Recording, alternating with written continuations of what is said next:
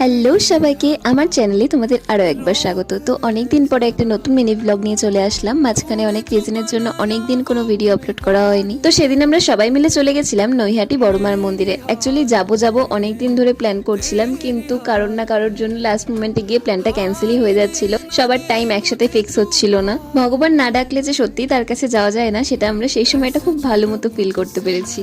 বড়মার কাছে বারবার চলে যাই, কারণ জানি এইখানেই আমি আমার সব সমস্যার সমাধান করতে পারবো।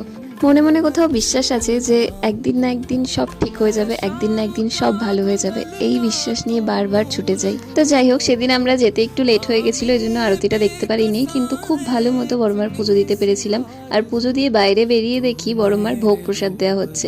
ভাগ্যক্রমে সেই ভোগ প্রসাদটাও আমরা পেয়ে গেছিলাম। তো তারপরে চলে এসেছিলাম আমরা বাড়ি। তো আজকে ভিডিওটা এইটুকুই। ভিডিওটা ভালো লাগলে একটা লাইক করে দিও, চ্যানেলটাকে একটা সাবস্ক্রাইব করে দিও। দেখা হচ্ছে নতুন কোনো ভিডিওতে। ততক্ষণের জন্য বাই।